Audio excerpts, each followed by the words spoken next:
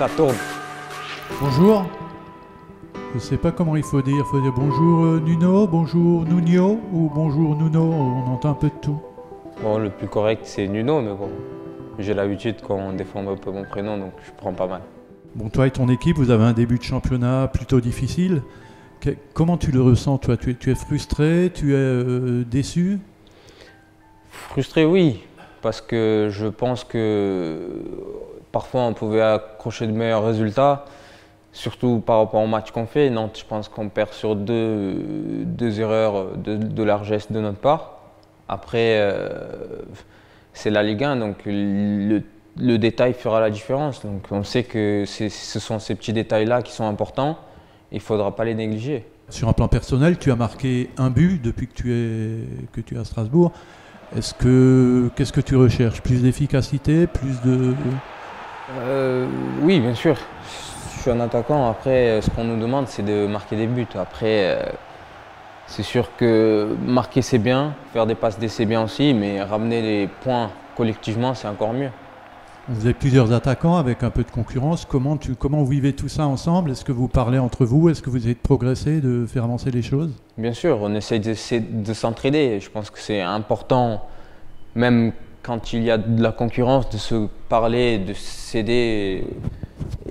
C'est ce qui fera qu'on progressera plus vite aussi.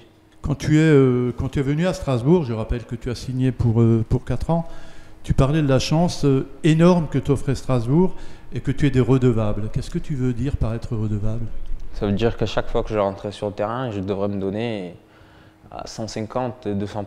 Tu as toujours été quelqu'un qui dit j'ai été obligé de me battre tout le temps, de faire beaucoup d'efforts et de beaucoup travailler.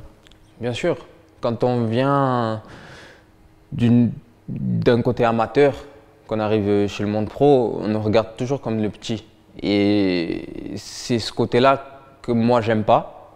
Parce qu'on arrive à un endroit où on est tous pareils. Tu disais que tu avais hâte aussi de jouer devant le public de la Méno. Je pense que c'est fait et j'ai toujours hâte quand on a un match à domicile de jouer.